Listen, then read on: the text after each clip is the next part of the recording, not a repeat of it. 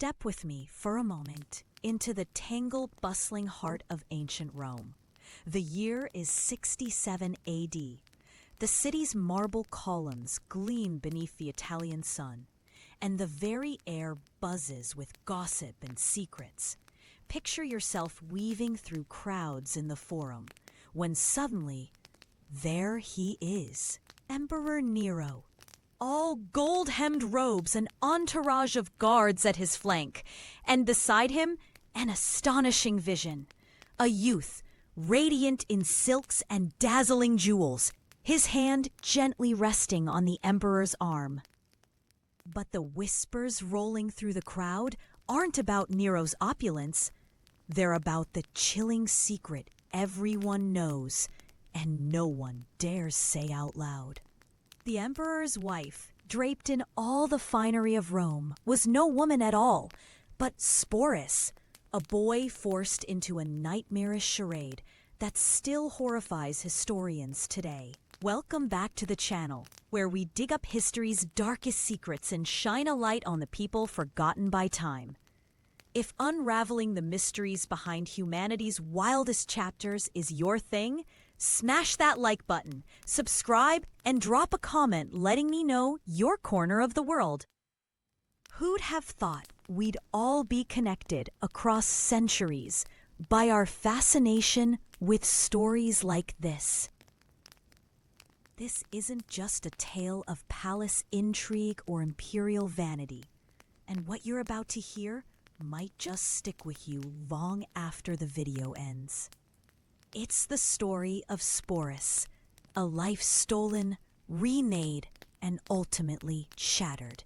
It's about what happens when one man's power knows no limits, when grief curdles into obsession, and love transforms into something twisted and terrifying.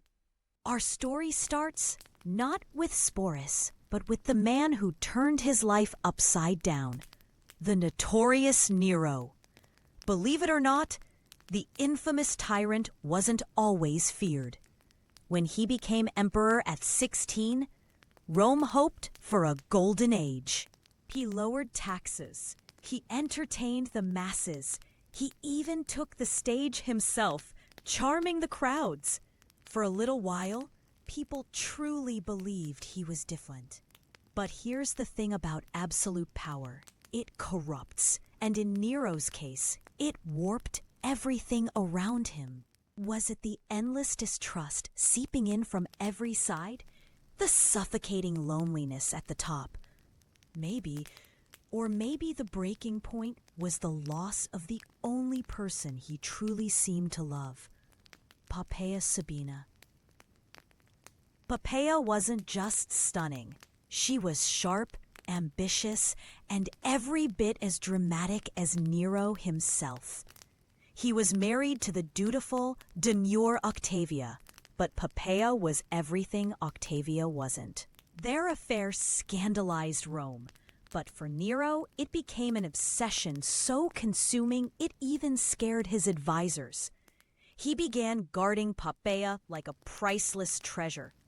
She was showered with gifts so extravagant they threatened to bankrupt the empire. Isolated from family and friends, surrounded only by those loyal to Nero.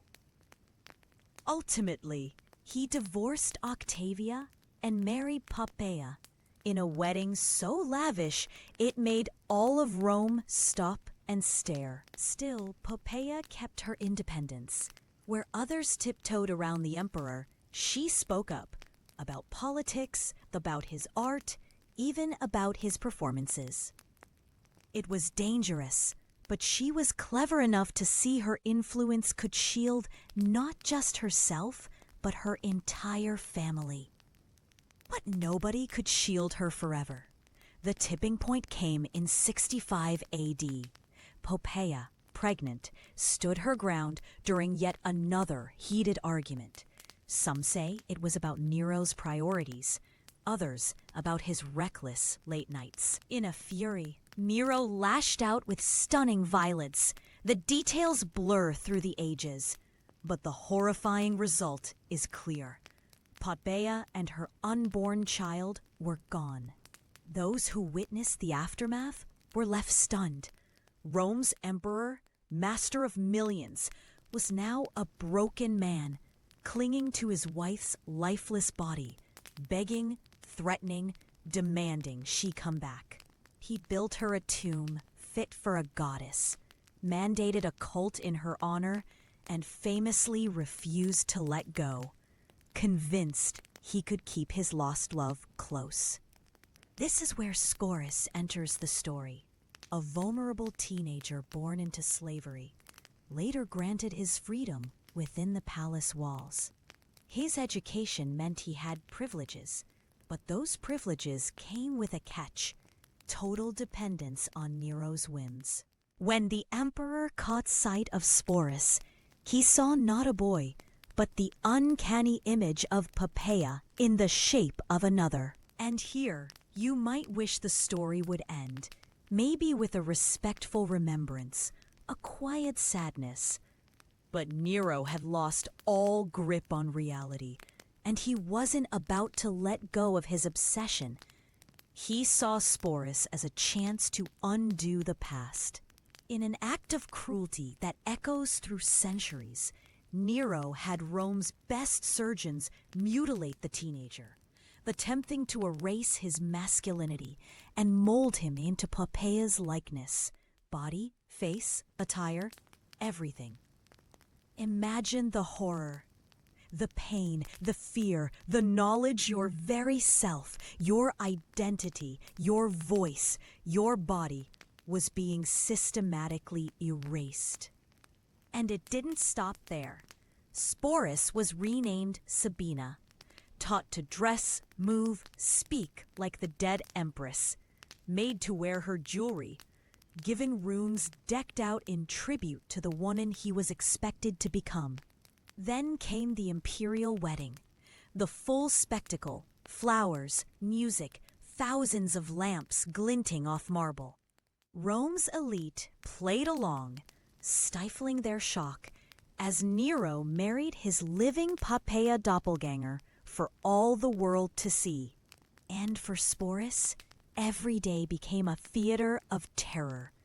He lived as a shadow, a replica, forced to recall memories he'd never lived, wear a face that wasn't his, satisfy the delusion of the most dangerous man in the world. To survive, he learned to read Nero's moods, to play the part to perfection even as it hollowed him out inside.